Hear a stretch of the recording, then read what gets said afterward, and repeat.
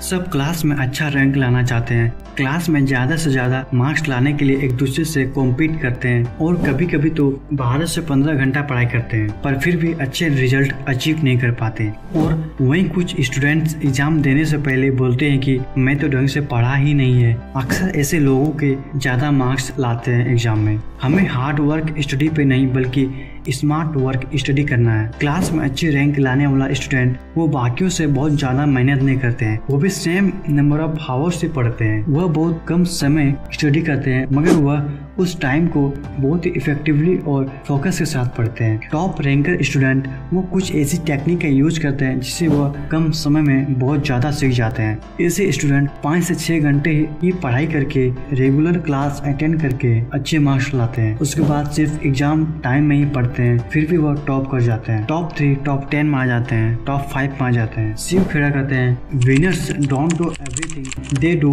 Things differently. जीतने वाला कोई अलग काम नहीं करता है, बल्कि वह अलग तरीके से करता है। आज के इस वीडियो में ऐसे 5 प्रिंसिपल के बारे में सीखने वाले हैं, तो चलिए शुरू करते हैं। Number 1, Pareto principle. 80% of the output comes from 20% of the input. यह प्रिंसिपल इन जनरल सारी चीजों में लागू होता है, चाहे वह स्टूडेंट हो या ऑर्गेनाइजेशन। सबसे ज्यादा इम्पैक्ट डालने वाला 20% इनपुट पर फोकस करें, जिससे ज्यादा मार्क्स आए एग्जाम में। इसे एग्जाम्पल से समझते हैं। आपके पास 10 सब्जेक्ट्स हैं और आपको पता है कि इन 10 सब्जेक्ट्स में उन 2 सब्जेक्ट्स में वो 80% मार्क्स आ सकता है। 20% सब्जेक्ट आपके रिजल्ट में मैक्सिमम प्रभाव डालेगा, फिर चाहे वह दुकान ही क्यों ना चला रहे हो। दुकान में जो 20% सेल्स होते हैं वही 80% प्रॉफिट जनरेट करते हैं। एक कंपनी है जिसमें 100 एम्प्लॉय है, उसमें से 20 एम्प्लॉय ही रिस्पॉन्सिबल है जो 80% ऑफ द कंपनी को चलाते हैं।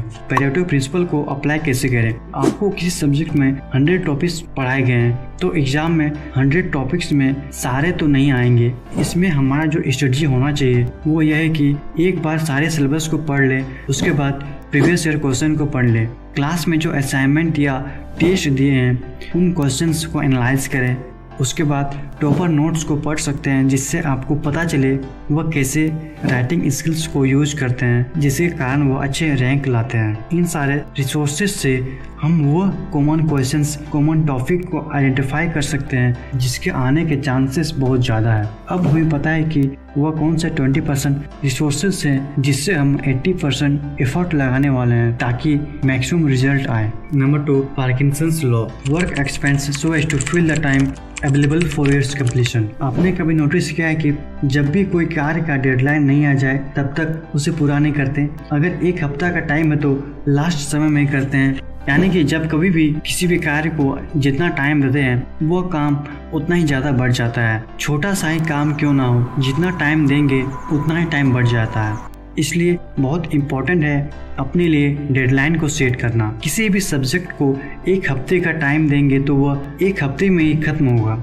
अगर हमारे पास कम टाइम है तो हमें सोचना पड़ेगा कि इसको इतना ही टाइम में खत्म करना है, नहीं तो यह खत्म नहीं होने वाला है। हमें अपने सब्जेक्ट का पहले से ही प्लानिंग बनाना होगा कि एग्ज़ाम में कौन कौन सा टॉपिक आ रहा है। यह सब करने से 50% काम ऑलरेडी कंप्लीट हो जाएगा, क्योंकि हमें पता है कि हमें पढ़ना क्या है। इसलिए हमेशा अपने काम के लिए, अपने सारे टॉपिक्स के लिए एक डेडलाइन सेट करना है, उस डेडलाइन के हिसाब से पढ़ाई करना है। इस हिसाब से पढ़ाई करेंगे तो हम ज़्यादा ध्यान से पढ़ रहे होंगे और धीरे धीरे डिस्ट्रैक्शन भी खत्म हो जाएंगे और फिर उतना ज़्यादा पढ़ पाएंगे, जिससे ज़्यादा से ज़्यादा मार्क्स ला पाएंगे एग्जाम में। Number 3, Pomodoro technique. ये पोमोडोरो टेक्निक को यूज करके अपने फोकस और प्रोडक्टिविटी नेक्स्ट लेवल पर ले जा सकते हैं। हमें एक टाइम टेबल बनाना चाहिए जिसमें पूरे फोकस के साथ पढ़ाई करें, फिर छोटा सा ब्रेक ले, दोबारा पूरा फोकस के साथ पढ़ाई करें, उसके बाद फिर से एक छोटा सा ब्रेक ले। इस चीज को पोमोडोरो टेक्निक कहते हैं, जिसमें कहा जाता है कि फोकस के साथ 25 मिनट पढ़ाई करें और फिर 5 मिनट का ब्रेक ले। और यह याद रखें कि 25 मिनट बैठने की कोई जरूरत नहीं है, किसी के लिए 1 घंटा या 2 घंटा भी हो सकता है। फिर 5 या 10 मिनट का ब्रेक ले। आप इस ब्रेक में कुछ खाना खा सकते हैं, वॉकिंग कर सकते हैं या पानी पी सकते हैं या कुछ एक्सरसाइज कर ले। यह सब कुछ एक्टिविटी करने से माइंड दोबारा रिफ्रेश हो जाता है। अगर एग्जाम का टाइम कम बचा है तो इसे एडजस्ट भी कर सकते हैं। Number 4, Odyssey's technique. जब भी हम पढ़ाई करना चाहते हैं, चाहे वह क्लास का टेस्ट हो या बोर्ड एग्जाम, सबसे पहली चीज जो हमें रोकता है पढ़ाई करने से वो है डिस्ट्रैक्शन। आज के समय में हमसे बड़े ही आसानी से डिस्ट्रैक्ट हो जाते हैं। हम सब का एवरेज अटेंशन स्पैन घटता ही जा रहा है, क्योंकि हम सभी के लिए इंटरनेट एक्सेस काफ़ी ज़्यादा आसान हो गया है, जिसकी वजह से हम सब बार बार फोन्स को यूज करने पे लगे रहते हैं, गेम खेलते रहते हैं, लैपटॉप पर मूवी देखने लगते हैं, 24 घंटा इंटरनेट रहता है, यूट्यूब पर स्क्रॉल करते रहते हैं, इंस्टा पर रील्स देखते रहते हैं। ऐसे टाइम में सबसे पहले हमें अपने डिस्ट्रैक्शन को खत्म करके पढ़ाई पर फोकस करना है। हमें पता होना चाहिए कि हमारा गोल क्या है, क्या इंस्टा पर लाइक बढ़ाना है या फिर एग्जाम में अच्छे मार्क्स लाना है। जब आप पढ़ने बैठो तो अपने दिमाग में पहले से ही क्लियर होना चाहिए कि हमारा गोल क्या है और सारे डिस्ट्रैक्शन को खत्म कर दे। फोन को दूसरे कमरे में रख दे या फ्लाइट मोड में रख दे या फिर स्विच ऑफ कर दे। पढ़ाई करते समय फोन को दूर रखें। आप अपने डिस्ट्रैक्शन को खत्म करके पूरा फोकस अपने सिलेबस को अच्छी तरह से पूरा करने पर रखें ताकि एग्जाम में अच्छा मार्क्स ला सके। Number 5, take care of your health. कई सारे स्टूडेंट्स का यह प्रॉब्लम होता है कि वह पढ़ते समय फोकस नहीं कर पाते हैं, उन्हें नींद आने लगता है, एनर्जी नहीं रहता है, मोटिवेटेड फील नहीं करता है। आपके मेजर प्रॉब्लम का यह कारण है कि आपका फिजिक ठीक नहीं है। आपका अच्छा फिजिकल हेल्थ आप पढ़ाई में काफ़ी हेल्पफुल होगा और आप और ज़्यादा फोकस के साथ पढ़ सकेंगे। अपने फिजिकल हेल्थ को मेंटेन रखना होगा ताकि आपका बॉडी का सारे फंक्शंस अच्छी तरह से काम करें।